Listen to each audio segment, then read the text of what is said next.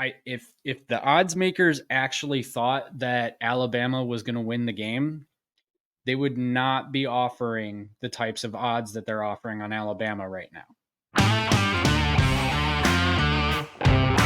First up, we've got Penn State, Illinois. We're going to go through each of the games. Well, we got 3 games. First up, Penn State, Illinois. We got 5 minutes for each game.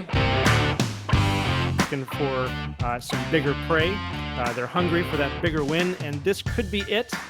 If they can take down Penn State. I said, nevertheless. Why did I say I said? The former 3rd string, now 2nd string quarterback. And people on Twitter are talking. Should he be the starter now?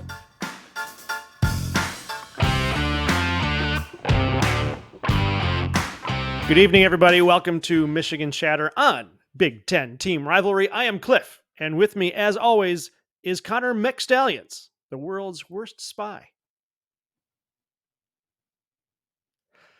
Thanks for joining us and being on Team Rivalry. I can't see anything. Thank you for liking and subscribing. We look forward to hearing from you in the comments, and I mostly mean that. Y'all are mean. We get a lot of good comments. Like we said before, we get some good comments, but some people they're upset. Last week, we asked the question on Michigan Chatter, is Michigan ready for Alabama? And we threw out some ideas about Michigan and Alabama, what they've done in the season. Excuse me, my nose itches. But we didn't really get into any stats. We did get some interesting comments from fans, Alabama and SEC fans. As we said, my favorite was the guy who said Michigan couldn't beat Auburn at Auburn. Dude, Penn State beat Auburn at Auburn. So I think Michigan can do it. You know who else beat Auburn at Auburn? New Mexico State. Also, there was a question as to the name of the other guy in the video. I may have forgotten to mention this. His name is Mac. Hi. It's Mac. There we go. Okay, so with that settled, we're going to go through some stats over the next few minutes, and Mac is going to enlighten us as to what they really mean. So Alabama and Michigan are going to play each other in the 110th Rose Bowl. As we all know, Michigan was at the very first Rose Bowl where they slaughtered Stanford like 49-0 or something. And here they are back again 110 years later. It's not the second time they've been there. They've been there 20 some odd times. But here we go. The team stats for this past season. What I wanted to note primarily is that if you look at the highlights there, these are thanks to Fox Sports. Michigan has, let's see, 1, 2, 3, 4, 5, 6.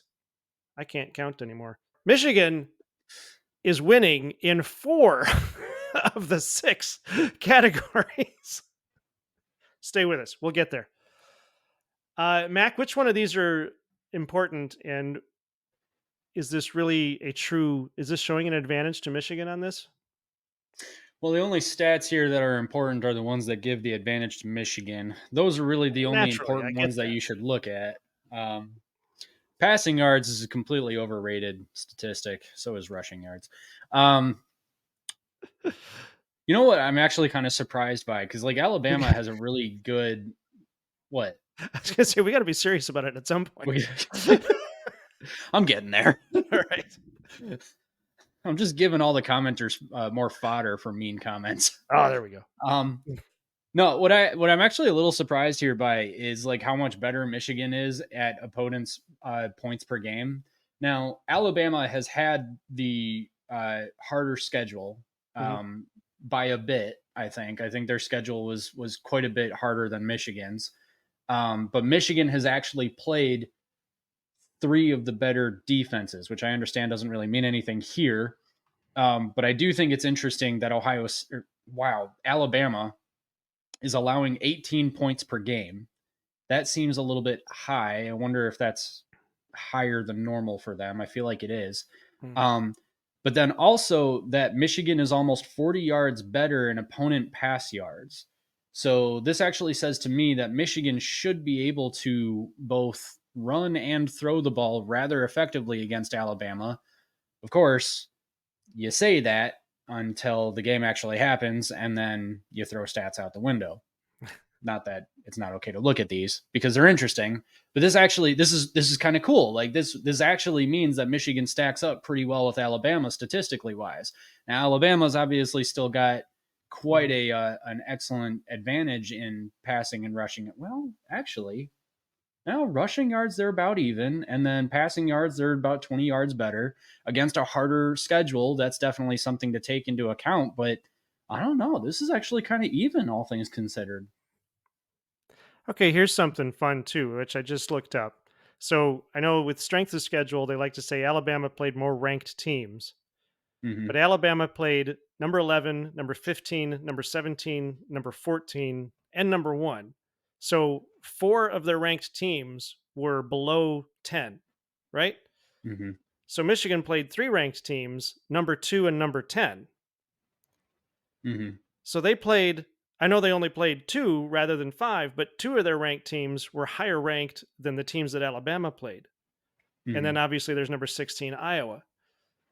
I realize the West Division for the Big Ten is not awesome, but Iowa is still ranked number 16. So I'm wondering, I mean, you can, the strength of schedule, yes, definitely goes to Alabama, but I don't know that it, I, I'm not sure that it edges that much in Alabama's favor to where these stats would be uh, um, less Irrelevant. spectacular or irrelevant. Yeah, Yeah.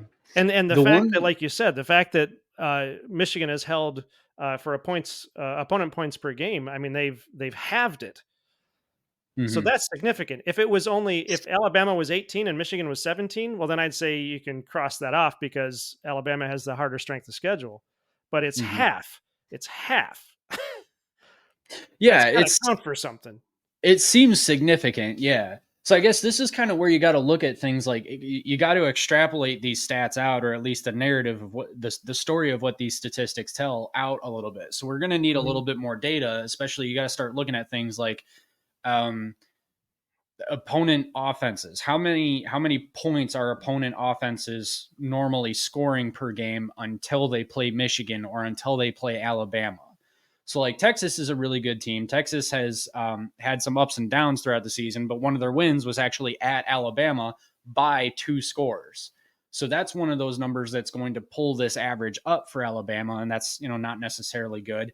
But then you also look at like Michigan has 9.5 points per game, but they allowed do do do do they allowed 0 to Iowa, and Yeah. Iowa does not have a very good offense at all. So that's where you kind of got to extrapolate some of these numbers a little bit to kind of get some context where Michigan is putting up really good defensive numbers against I mean, Ohio State's offense wasn't bad. I know people are ragging on McCord because he lost to Michigan. They're not a bad offense, guys. Like they were doing good.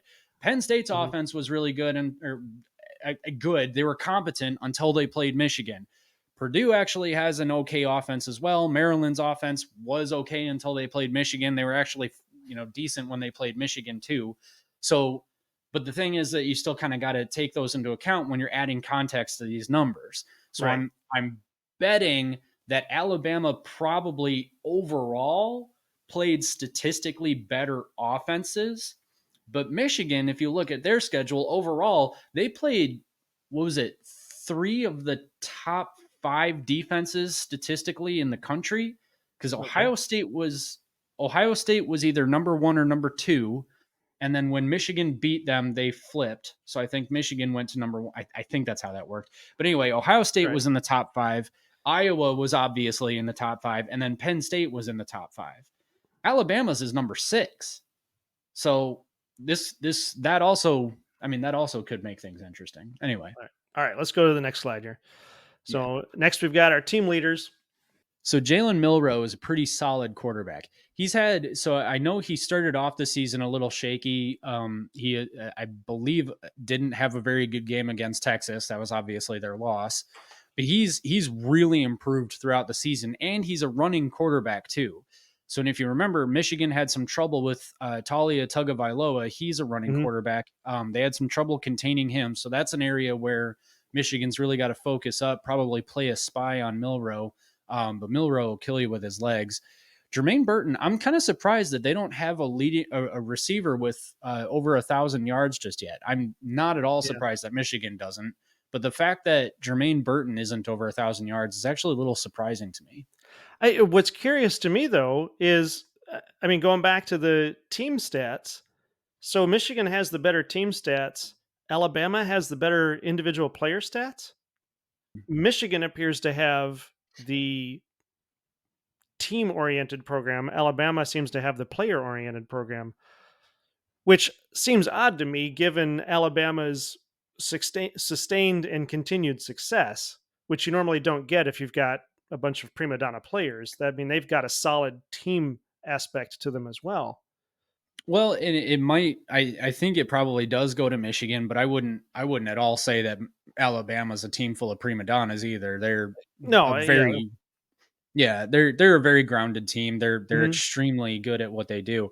I think what it probably speaks to is maybe a lack in recruiting, or maybe Saban's kind of losing his edge from a development standpoint, or it might just honestly be what Alabama considers a down year. Like, again, we're Yeah. talking about a team that says a one-loss season is a down year.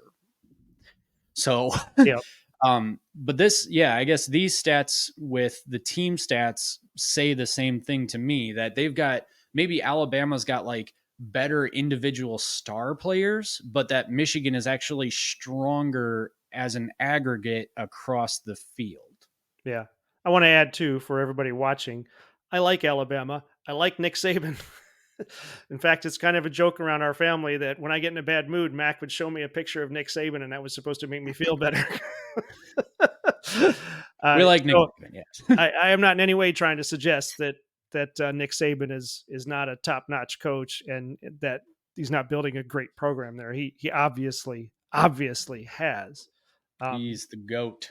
all right, let's go to the next slide then. Previous games. Okay, so we can probably go through this one real quick because it's all W's. Michigan and Alabama have both won their previous 5 games. Michigan has won all of their games. The only game that Alabama lost was against Texas, and that was week 2.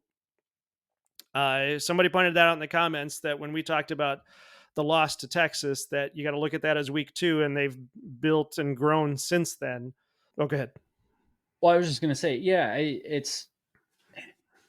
this schedule is interesting because, like, I still look at this and I think that the stronger I think that the stronger schedule actually goes to Michigan just with these last 5 games, because of Penn Even with State Georgia on the board there. well, so yeah, the only reason see, and I'm going to sound like such a Michigan homer. The only reason is because Alabama's got Chattanooga on that schedule.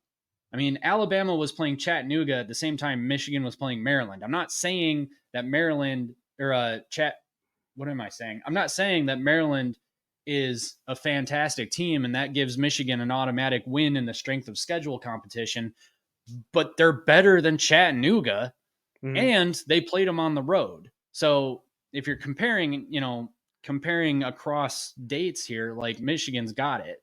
Ohio State's better than Auburn. Penn State's better than Kentucky. I think LSU takes the win over Purdue pretty handedly. I mean, Purdue was not very good this year. And then obviously Georgia's better than Iowa, but I don't know. There have also been people saying that Georgia played a pretty suspicious schedule too, and they get some slow starts. So Yeah. Next slide. The odds for this game: Michigan is favored by 1.5 points at this point, with the over/under being 45.5. What are the odds people seeing? Because if everybody wants to say Alabama has had this stronger schedule, Michigan has just played a bunch of soft teams, why in the world, first of all, has the CFP put Michigan at number 1, and why have the odds makers putting them even with Alabama? well, I the mean, it's not reason like this they're a bunch of Michigan fans. no, and they want the money, obviously. Right. So no, the reason the CFP put Michigan at number 1 is because Georgia lost and Michigan was undefeated, and that's it. That's Okay. that's really all they could do. And also, quite frankly, they did that so that they could drop Georgia enough to where they could then put Alabama in. Okay. I don't know if that made sense, but essentially, I mean, that's basically what happened. Is they needed an SEC team in, They couldn't give it to Georgia because Alabama just beat them, and so giving Alabama the head-to-head, and they had the same record. So Alabama was obviously in. Washington's undefeated and still has their quarterback, so they're in. Texas has just the one loss, but they're conference champions, and they have a win against Alabama. So if Alabama's in, obviously Texas has to be in. And then Florida State doesn't have a quarterback, so obviously they get screwed over. Anyway, that's why Michigan's at number one. If the odds makers actually thought that Alabama was going to win the game, they would not be offering the types of odds that they're offering on Alabama right now. Okay. They would be, if they actually thought Alabama was going to win the game, they would have Alabama minus 200, 300, 400. They would make it a much less valuable bet because they wouldn't want to pay out as much. Although at a 1.5 spread, it's really a pick 'em. I mean, you flip a coin. Right. But what that says to me is that actually that says two things, honestly. It says either Vegas literally just doesn't know who's going to win and is just hoping for the best. Or given the fact that I think it's something like 80% of every money line bet placed on this game has gone to Alabama. Since that is the case and the line hasn't moved, I think Vegas thinks that Michigan's going to win. All right. Because if they thought Alabama was going to win, they don't want to pay out all that money, so they would start moving the line in favor of Alabama and make it less and less valuable. The next slide, basically just a wrap of the previous slide, but right now Michigan is favored, barring any more transfers and all that. Michigan did just lose a running back to the transfer portal. Alabama has lost a couple of guys, so if anybody else transfers between now and the game, that will change and move. But that's where we stand right now. Those are the stats. If you want to watch the Rose Bowl game, the 5:00 game on New Year's Day, and then 2 and 3 are playing in the evening. Anything else you want to add to that, Mac? It's on ESPN. Oh, boy. Yeah. We're not big fans of ESPN anymore. Never was, really. Thanks for sticking with us. I know we rambled on a bit on that one. Maybe I'll edit that down. We'll see. You are on Team Rivalry for watching, and I hope we earned your like and subscription. Let us know what you think about what we think in the comments, and don't forget to make football fun again. That's what this is all about. I know we tend to talk some trash, but it's in fun. Like I said, we love Alabama. We love Nick Saban. We just happen to love Michigan and Harbaugh more. Mac, take us out. This is Elephant Chatter on... No, it's not. This is Michigan Chatter on Big Ten Team Rivalry. Thanks for watching. Have a great weekend watching football. Have fun watching football. Remember, hashtag make football fun again. If you liked what you saw, don't forget to like and subscribe and leave us a comment. Let us know what you think. This is Big Ten Team Rivalry.